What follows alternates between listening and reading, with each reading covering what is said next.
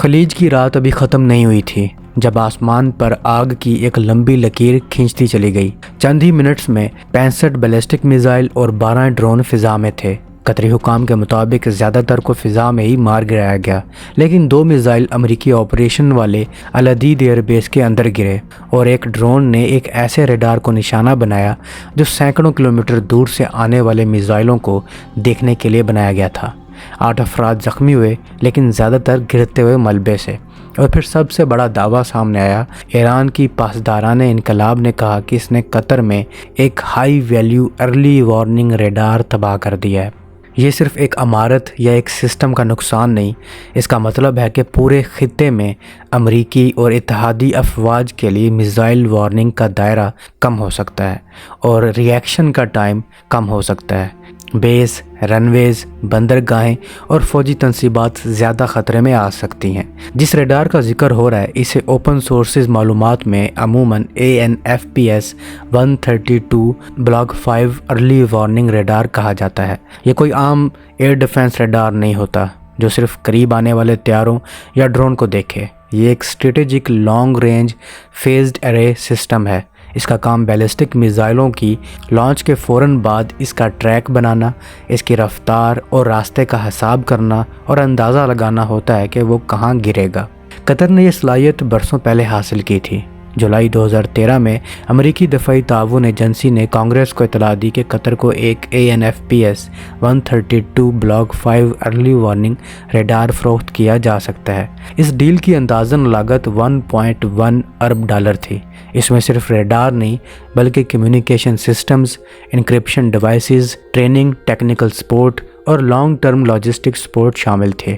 Block 5 کا مطلب یہ ہے کہ یہ اپ گریڈڈ ارلی وارننگ ریڈار ہے، یعنی UEWR سٹینڈرڈ پر مبنی جدید ورژن تھا جو پرانے ماڈل سے زیادہ تیز پروسیسرز اور بہتر نیٹ ورک کنیکٹیویٹی رکھتا ہے۔ سادہ لفظوں میں سمجھیں تو یہ ریڈار آنکھ ہے، لیکن عام آنکھ نہیں بلکہ ایسی آنکھ جو بہت دور تک دیکھ سکتی ہے۔ یہ الٹرا ہائی فریکوینسی بینڈ میں کام کرتا ہے۔ اس کے بڑے فکسڈ اینٹینا پینلز ہوتے ہیں جو گھومتے نہیں ہیں۔ یہ میکینیکل نہیں بلکہ الیکٹرانک سٹیئرنگ استعمال کرتا ہے، یعنی یہ اپنی شعاع یا بیم کو سیکنڈ کے لاکھویں حصے میں ایک سمت اور دوسرے سمت موڑ سکتا ہے۔ اس لیے یہ بیک وقت وسیع علاقے کو سکین بھی کر سکتا ہے اور کئی اہداف کو ایک ساتھ ٹریک بھی کر سکتا ہے۔ اس کے اندر مشن کمپیوٹر ہوتے ہیں جو مختلف سگنلز کو ملا کر ایک واضح تصویر بناتے ہیں۔ اگر کوئی میزائل خلا میں جا رہا ہو تو یہ اس کا ابتدائی راستہ پکڑ لیتا ہے، پھر یہ data command and control network کو بھیجتا ہے۔ وہاں سے معلومات مختلف ڈیفنس سسٹمز جیسے پیٹریاٹ یا تھاڈ تک جاتی ہیں، لیکن ہر سسٹم کی کچھ حد ہوتی ہے۔ یہ ارلی وارننگ ریڈار بہت دور تک دیکھ سکتا ہے، مگر بہت باریک فرق کرنے میں یہ ایکس بینڈ ریڈار جتنا ماہر نہیں ہوتا۔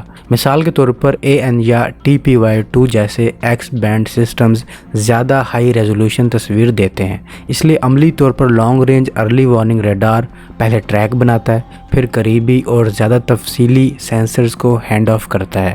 خلیج کے خطے میں یہ کردار بہت اہم ہے۔ یہاں بیلسٹک میزائل کا ٹائم آف فلائٹ کم ہوتا ہے۔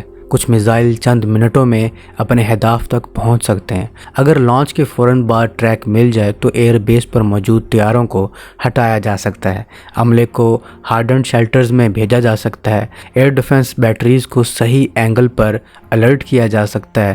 ہر سیکنڈ قیمتی ہوتا ہے۔ قطری وزارت داخلہ، دفاع اور خارجہ کے مطابق ان کے ایئر ڈیفنس سسٹم نے 65 بیلسٹک میزائل اور 12 ڈرونز کو روکا۔ انہوں نے یہ بھی کہا کہ 2 میزائل العدید ایئر بیس کے اندر گرے اور ایک ڈرون نے ارلی وارننگ ریڈار سائٹ کو نشانہ بنایا، لیکن ریڈار کو کتنا نقصان ہوا اس کی تفصیل ابھی تک عوامی سطح پر جاری نہیں کی گئی۔ ایران کا دعویٰ ہے کہ یہ سسٹم تباہ ہو گیا ہے، لیکن اس کی آزاد تصدیق ابھی تک سامنے نہیں آئی۔ اگر فرض کریں کہ ریڈار شدید متاثر ہوا ہے تو اس کا سب سے بڑا اثر انٹرسیپٹرز پر نہیں بلکہ سینسر لیئر پر ہوگا۔ میزائل ڈیفنس ایک چین کی طرح کام کرتا ہے، پہلے سینسر، پھر کمانڈ اینڈ کنٹرول، پھر انٹرسیپٹر۔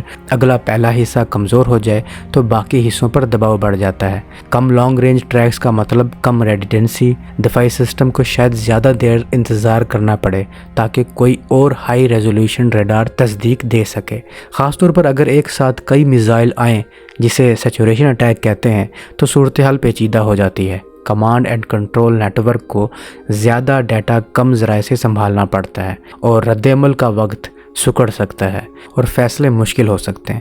لیکن یہ بھی حقیقت ہے کہ امریکی سینٹرل کمانڈ کے پاس صرف ایک ہی سینسر نہیں، خلیج میں میزائل ڈیفنس ایک لیئرڈ ڈیفنس آرکیٹیکچر پر مبنی ہے۔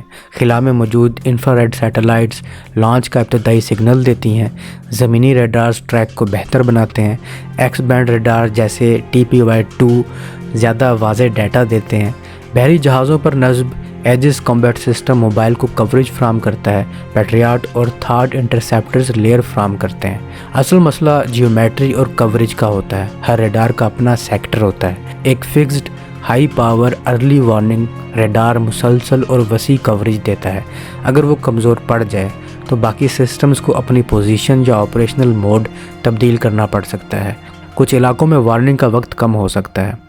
یہ بھی یاد رکھنا چاہیے کہ FPS 132 جیسے سسٹمز موبائل نہیں ہوتے، یہ بڑی مستقل تنصیبات ہوتی ہیں۔ ان کے بڑے فیزڈ ایرے پینلز نمایاں ہوتے ہیں، انہیں خاص پاور سپلائی اور انفراسٹرکچر کی ضرورت ہوتی ہے۔ اگر انہیں نقصان پہنچے تو مرمت آسان نہیں ہوتی۔ اس کے مقابلے میں موبائل ریڈارز کو منتقل کیا جا سکتا ہے، مگر وہ ہمیشہ اسی سطح کی لانگ رینج کوریج نہیں دے سکتے۔ اس واقعے کا ایک نفسیاتی پہلو بھی ہے۔ جب کوئی فریق کہتا ہے کہ اس نے ایک ہائی ویلیو اسٹریٹجک ریڈار کو تباہ کر دیا تو وہ یہ پیغام دیتا ہے کہ وہ دفاعی نیٹ ورک کے دل تک پہنچ سکتا ہے، چاہے نقصان مکمل ہو یا جزوی۔ دوستو، یہ واقعہ ایک بڑی حقیقت کو واضح کرتا ہے۔ جدید میزائل ڈیفنس میں سینسر سب سے اہم ہوتے ہیں۔ انٹرسیپٹر مہنگے اور طاقتور ضرور ہوتے ہیں، مگر بغیر درست اور بروقت ڈیٹا کے وہ مؤثر نہیں رہتے۔ اگر سینسر کو نشانہ بنایا جائے تو پورا سسٹم دباؤ میں آ جاتا ہے، چاہے وہ مکمل طور پر بند نہ بھی ہو۔ خلیج میں فوجی اڈے، بحری راستے اور توانائی کے تنصیبات ایک ایسے خطے میں ہیں جہاں میزائل ٹیکنالوجی تیزی سے پھیل رہی ہے۔ ہر نیا حملہ دفاعی حکمت عملی کو دوبارہ سوچنے پر مجبور کرتا ہے۔ قطر کے ارلی وارننگ ریڈار کا تباہ ہونا یا اس کو نقصان پہنچنا امریکی اور اتحادی افواج کے لیے ایک اشارہ ہے کہ انہیں اپنے سینسر نیٹ ورک کو مزید پھیلانا، تقسیم کرنا اور زیادہ ریزیلینٹ بنانا ہوگا۔ آخر میں سوال باقی ہے کہ کیا یہ صرف ایک وقتی جھٹکا ہے یا خطے میں طاقت کے توازن میں ایک خاموش تبدیلی؟ جواب آنے والے دنوں کی رپورٹس میں سامنے آئے گا۔ لیکن ایک بات واضح ہے، جدید جنگ میں سب سے پہلے آنکھوں کو نشانہ بنایا جاتا ہے، اور جب آنکھ کمزور ہو جائے تو ہر فیصلہ، ہر الرٹ اور ہر سیکنڈ پہلے سے زیادہ قیمتی ہو جاتا ہے۔ تو اب تک کے لیے اتنا ہی۔ امید آپ کو یہ چھوٹی سی ویڈیو پسند آئی ہوگی۔ ملتا ہوں نئی ویڈیو میں، تب تک کے لیے اپنے ہوسٹ بلال کو اجازت دیجیے۔ اللہ حافظ۔